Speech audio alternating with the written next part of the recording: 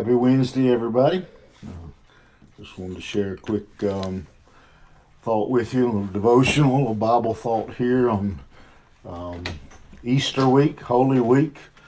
Certainly a unusual Holy Week for all of us. Easter week. Most of our plans, both personal, family, church, have been turned upside down. Um, but we still celebrate, use the phrase from Christmas, the reason for the season. We'll talk to you a little bit about today. Today in the Holy Week story is what is known as Spy Wednesday. We don't really use that phrase too much. It's not like um, Good Friday or so we don't, or Easter Monday. We don't really talk about the phrase that much. But as you can imagine, Spy Wednesday is named, or we call it that because of the actions of Judas. Not sure just exactly how far back that goes that it's been called that. I want to just take a minute this morning and think about Judas. Judas obviously gets the bad reputation, has the bad following. You don't see any little kids running around the playground named Judas, and so I want to think about him for a moment and just kind of consider some of his actions. The Bible tells us in Matthew 26. It says, "Then one of the 12, called Judas Iscariot, went unto the chief priest and said unto them, What will you give me, and I will deliver him unto you? And they covenanted with him for 30 pieces of silver. And from that time he sought opportunity to betray him." And so we know about Judas' actions and what he did, but I kind of want to think about it a little bit in depth. For 30 pieces of silver, he sold out Jesus. He had walked with Jesus for now 3 years. He had been personally chosen by Jesus to be one of the disciples. He had witnessed firsthand the majority of Jesus' miracles. He had heard the parables. He had heard Jesus teach. He had been there through it all. In fact, the Bible teaches us, it uses the phrases that he held the bag, which means that he was the treasurer for the disciples. And so the other disciples trusted him. Even on the night of the betrayal, when Judas got up and left the room, the other disciples suspected nothing. They thought perhaps he was gone to buy food or make some other type preparation for the Passover. And so Judas was a well-known, well-respected part of the group. And so as we think about this betrayal that takes place now after those 3 years, I think one of the things, and I think there's a lot of lessons that we can take from Judas. A lot of things we could draw. It's hard to tell how many sermons have been preached about Judas and his life, his decision. But I just want to take him for a moment, kind of as a warning to all of us, even the most strongest believer. Again, Judas, one of the original 12, and obviously had potential. Obviously had some kind of I think all of us kind of have this image in our mind of Judas of being this, this scraggly, maybe even had horns. We just have this picture of him being an ugly, an Ebenezer Scrooge type, bent over, just a horrible. If I was to ask most of us to draw Judas, that would be I think, the image that we would draw. But for some reason, I just got in my mind that's probably not the case at all. I think Judas looked normal. Maybe even as guys go, a better looking guy than normal. That just no one expected the actions that he would take. I mean, you go down the list and think about this for a minute. Judas knew Christ. He walked with him daily. He talked with him. He had heard him pray. He was there day after day, day in, day out, sat by the campfires,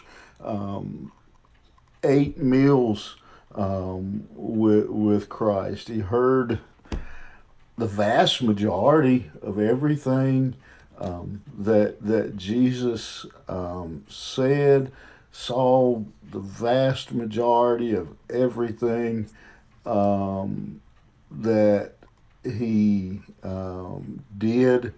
There was nothing, the training and the teaching that Jesus was giving to John and to Peter and James and the other disciples. Judas was there, even warned about the potential of failure. And yet, Judas is what word would you use for him? You're sitting there, you help me. Think about it for a minute. What word would you use to describe Judas? A tragedy, pathetic. There's just all kinds of words that came to mind. He had so much opportunity. We could be talking about Judas the way we today talk about Peter or John, but we're not. And why is that? Because he chose to sell Jesus for 30 pieces of silver. Very simply. Everything else that Judas did that could be labeled as good and right and correct. Nobody talks about the 3 years of ministry that he did put in and do with Jesus and the other disciples. All we really think about when we think about Judas is one action, one decision, and that's what we know about him. The night here that Matthew records for us when he says he went to the chief priest. That's all we know. That's all we really think about. Nothing else really matters.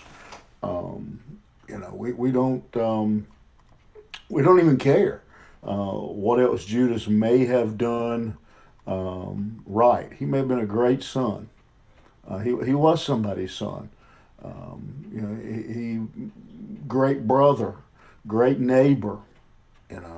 I think about all the times now when we see somebody on the news and somebody does something horrible, and the news goes out and interviews their friends and family, and they're like, "Wow, I didn't know he was such a great guy. He was a great neighbor. He always waved to us when he drove out of the neighborhood. He bought the kids ice cream. They always have the good things to say, and they're always shocked. That's the way Judas is. Other than this one action, we don't know anything about. We don't care. What we do know, we don't care. It's all overshadowed by this decision to sell out his friend Jesus. And that's the real thing the warning and the thing I want to take away. I've always tried to stress to my kids, one action can ruin a lifetime.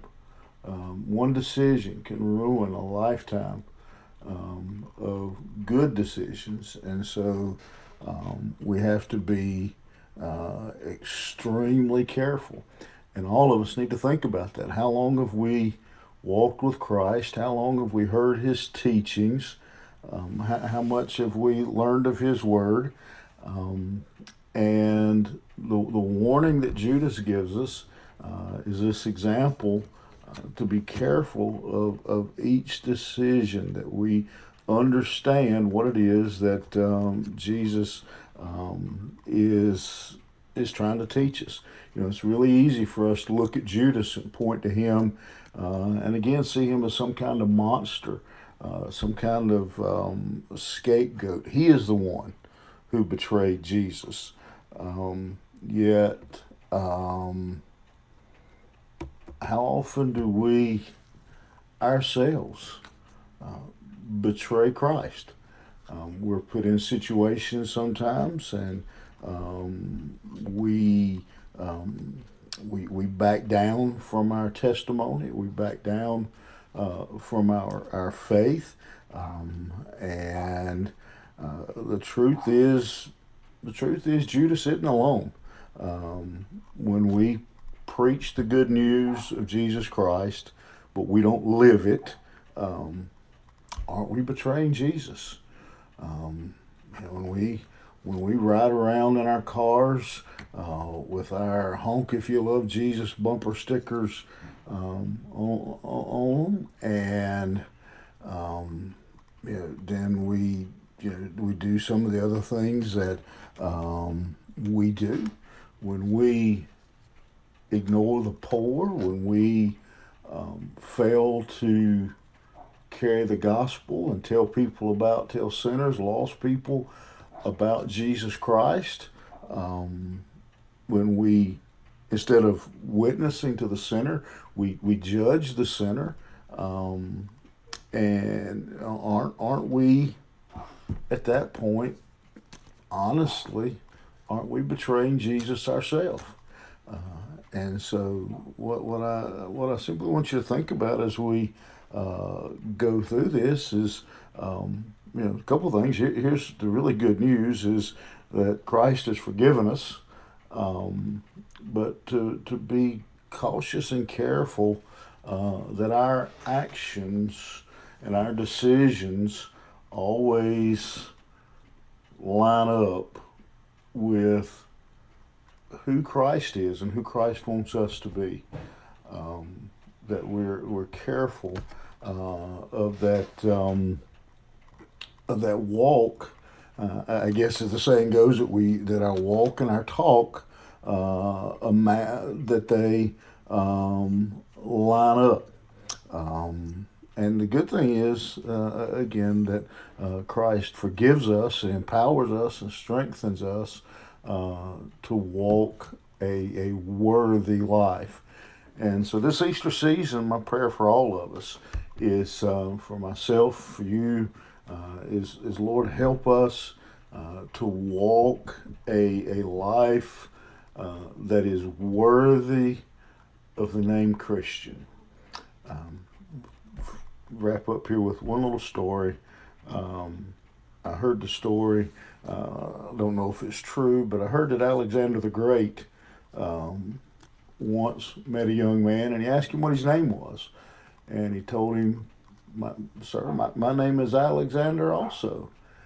And he said, Alexander the Great proceeded to tell him, "Then you live up to that name, or you change your name." I think that's a great message for us here at the Easter season. Live up to the name Christian. Live up to that name, or change our name. Here's a great prayer, I think, just for us to wrap up with. Lord, create in me a clean heart. Renew a righteous spirit within me. Use me in a way that brings hope and healing, and wholeness and good news of Jesus Christ to all those that need it. Have a great day.